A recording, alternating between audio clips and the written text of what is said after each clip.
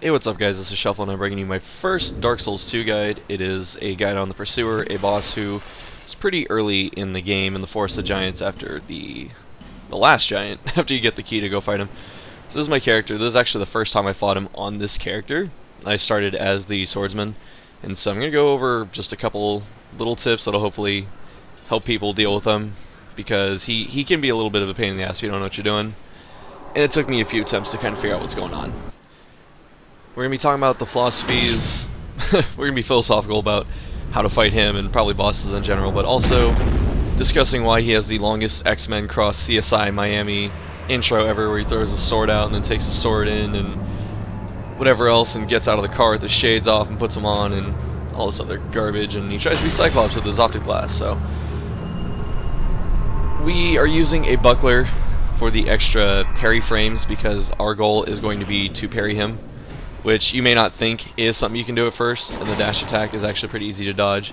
But right there, I stand in front of him because obviously if you back up, he's going to charge you. So I stand in front of him there so I can bait out that easy melee swing. As soon as I see that right hand back up, I just get ready, and since I have all these extra parry frames on my shield, I'm able to parry him rather easily. And your goal is going to be to parry him in front of these giant crossbows, because as you can see, when you do parry him, he just kind of sits there to press for a couple seconds and let you just do whatever to him. So you're trying to get him right in front of the crossbow so you can just turn around and shoot him right in the face with it. That 3-hit stab attack, you won't see it too often, and you can side roll the first couple and probably get a hit in, but that jump up at the end for the third hit, you probably don't want to be around him for, so I just find it easier to back up just to be safe. Shout out to Asplar for being the first person to tell me that a partial parry gives the player no damage, so it makes going for these parry attempts a little more forgiving. It's definitely good to rush over to the giant crossbow, but you have about 5 seconds, as you can see here, for me to actually load it up and fire at him to do almost 1,000 damage, and you should hit him about 3 times with these and he should die. Or you can be me and get the crossbow destroyed immediately because he's throwing this little temper tantrum rage. And so this is actually a good attack to look at. The 3-hit combo that he does, this is the one that kind of gave me the most trouble, which I probably shouldn't have, but it gave me the most trouble to deal with at first because it's not kind of what you'd expect. He goes so far forward when he actually swings on that 3rd hit, and he spins around a lot, so the best thing you really want to do is to actually roll into him, not roll away from him. That giant mega blue stab of death is something you're going to want to try and avoid, obviously. It's really telegraphed and pretty easy to dodge, but accidents happen, and I've been hit by it a couple times myself. His 3-hit combo can sometimes be followed up with the overhead instead of the jump attack, so just be wary of that. And finding time to heal on this boss can be a little challenging sometimes because of how easily he can close distances on you. When I parried him this time, I was actually really surprised because you can see that I hit him from almost the side with that. But then I run over, and it seems like he wakes up a little faster this time, and even though he still tries to dodge out of the way, I do hit him on his way over, so the crossbow has a really big hitbox. And obviously try not to block his shield bash with your dinky buckler because you're going to get nailed for it. Or you're going to get guard crush, and then you're open, and guard crushes are really devastating in this game. There's a few ways you can actually approach him. If you are melee and you are extremely confident in parrying that dash attack, which is the primary option he's going to have, so it's really easy to bait out, then you can just parry him, get a few hits, back up, and just keep doing that, and eventually just wear him down.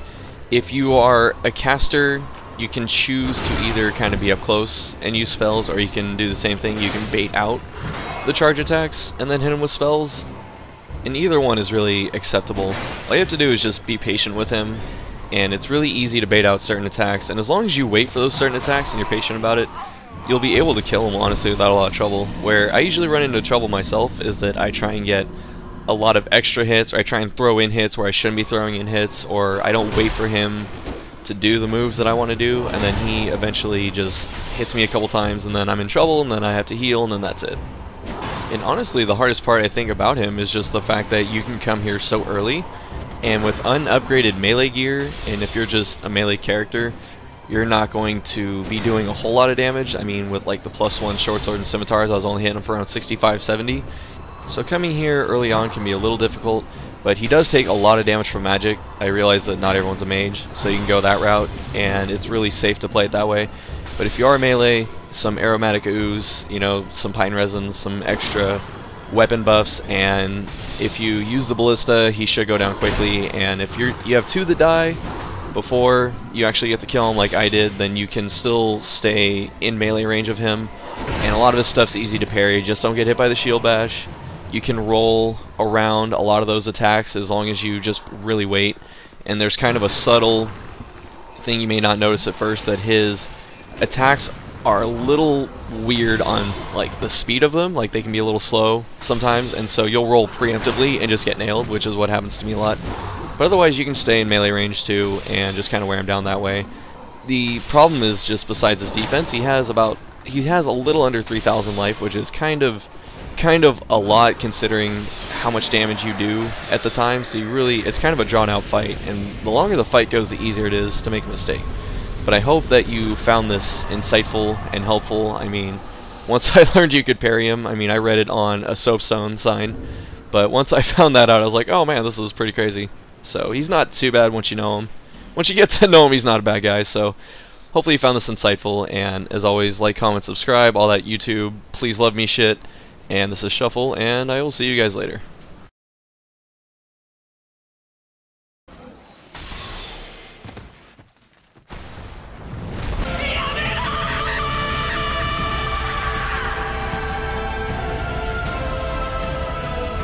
No! No! Oh god. I'm gone. Oh.